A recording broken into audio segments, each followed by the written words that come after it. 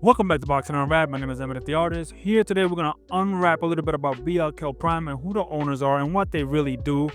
And what does this mean for boxing? Now, before we do all of that, thank you for stopping in, tuning in. If you're new here, thank you for stopping in and choosing us for the video. And if you're older subscriber, thank you for continuing support. Please consider subscribing if you're also new here. I forgot to say that. And also, if you're a content creator of boxing or otherwise, and you want to promote your content, please put it in the comments down below. Love to check out your content, and others will do the same. Please support each other. Now, real quick, BLK Prime, who are they? And what do they mean to boxing? Well, as you can see here, now the internet is a funny place. It's a lot of different places. It's hard to pin down the right information, but Deion Sanders is connected so far through some rumor mills and through some digging to BLK Prime as one of the owners. He's actually listed as one of the three, which is another one. The third owner seems to be a company named Bold. Now, how much involvement and how much ownership does he have? It's hard to say. Any of BLK Prime's financials are not publicly available, but right now we know about BLK Prime. It is a subscription on-demand video service. They say they offer multicultural content and diverse global audience, right? So that's what they do. They're kind of like a Tubi. The other owner on there, as you see the thumbnail, his name is Desmond Gums. Again, Desmond Gums is just tied to it via a lot of research. Nothing really official except for Zab Judah actually being on record saying that yes, he is. And now Zab Judah is interesting because he's also the president of BLK Prime. So what does that mean for boxing? Well, it looks like they're trying to make a heavy move into boxing. Now, their moves haven't turned out to be successes, but with any new business, it is quite normal to, invest and not see the immediate return. Now, other services like Tubi and Crackle, they started off, and Tubi still currently, and I believe Crackle is too. Maybe I'm wrong about that. Please correct me in the comments down below. But they start off as free services, offer, more of a low budget tier programming, and then they work their way up. Not just Tubi, but Nas the rapper, he also has a streaming service or video on demand service that's also free. The name escapes me on that one. I just thought about that as I was going through this information now. But so again, the information is hard to come by on who and what actually owns. The specific dates about creation, ownership, and all of that stuff and net worth of the business are not publicly known. If that becomes more clear, I'll put in the description down below. But right now, it's pretty vague on the internet. But those are the names associated with it. We know that Terence Crawford got a $10 million purse versus Evanesian for their first real big crack at boxing. Now, that was a dismal failure. We have reportedly around 5,000 pay-per-view buys at $39.99. A buy. That is awfully low.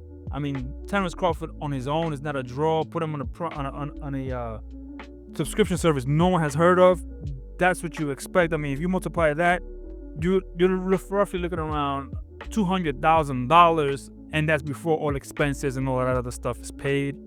Of course, you can write those losses off on taxes and do a lot of interesting things, and that's why you don't see them going under. But paying $10 million, and that's just to Terence Crawford, not to mention any other broadcaster or fighter on that card. So they have a lot of ways in there to lose. And on top of that, the gate is also not being reported, so you don't really know how much they made from the gate. They have anywhere from 9,000 tickets sold to about 14,000. That's the estimates. They're all over the place.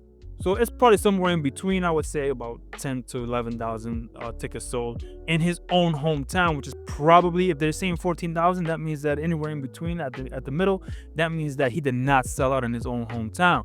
Adrian Broner was also once associated with BLK Prime. They promoted him as coming on board, and that deal fell through. It did not go through. He ended up saying that BLK Prime they cannot offer what he needs right now in his career, which Of course, we all know AB's a little delusional with his past and his present.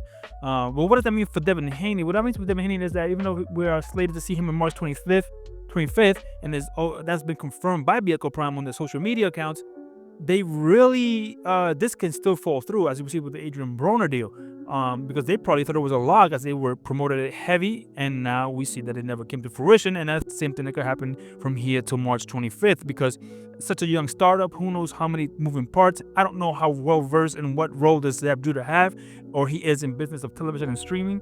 I'm sure he has a lot of inside knowledge on boxing and boxing deals, but how does that translate into streaming services? I don't know. I don't know how well that, how proficient he is.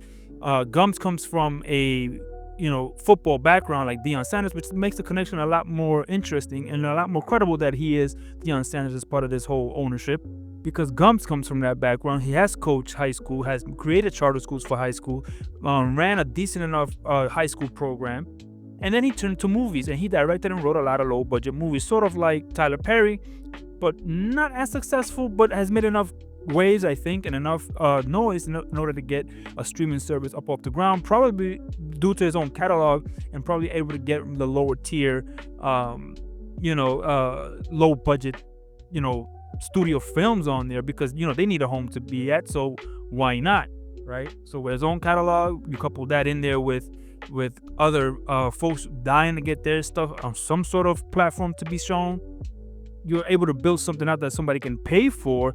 And there was even talks about Suge Knight having his story told on Prime, and even casting calls were even held early last year. So who knows? But I have not heard anything since. So BLK Prime has one pay-per-view right now under their belt. Not a success, even though they had one of the best boxers of this generation on there. Now they have Devin Haney, who just came off a terrible, terrible, terrible knockout, almost damn near loss. I mean, that's how bad it felt. That I thought he was knocked out just now, but he wasn't, obviously. But Devin Haney on BLK Prime, it's probably not going to draw a lot. It'll be interesting to see what the purse numbers are going to be for Devin Haney, since Bill Haney was always claiming that the reason why he's not on anything else or getting any other deals off the ground, and that's his illusion. He's alluding to it. I'm sorry to say. I meant to say is that he is not a bottom tier fighter. He is a higher tier fighter, which has a higher purse demand. So it'll be interesting to see what the report tells that he's going to get for BLK Prime as a guarantee, and whatever else the back-end pay-per-view should be. Now, if BLK Prime is smart, they wouldn't put some pay-per-view on their platform. They'll put it on as a regular event. That'll probably draw more 399 subscribers in there. And just know you're going to have a loss, but you're going to get a lot more subscribers. So again, it seems like a very young streaming service. A lot of the practices seem to be, as far as reporting and stuff like that, a little bit on the I don't know what's going on category, but it'll be interesting to see if they can grow it out. I don't know. This has been their second pay-per-view event, their third actually announced. Let's see what happens. Let's see if it even comes to fruition. Again, having Deion Sanders in there, I don't know how much he is involved, and also it's more of it just a face, right? You give him ownership, but it's really just more of a face, because Deion Sanders is well known, well liked. So maybe that's what their play is. But let me know in the comments down below, what do you think about BLK Prime? Hopefully more information comes out in the light, and we're able to talk more about them. And I mean, listen, the more people or the more places we can watch boxing, the better. I hope that they have a successful event with Devin Haney. I hope the expectations are low so they can exceed. And like I said, we need Devin Haney more in the game, though we don't need him in the game, because he makes things interesting whether we like him or not as a boxer or as a draw. But let me know down below, what do you think? You think BLK Prime is a legit company, a legit contender, making legit moves? I mean, they did get $10 million plus into that event with Terence Crawford, so they have money from somewhere. They have backers. Let me know in the comments down below, and I'll see you in the next video. And I'm out. Peace.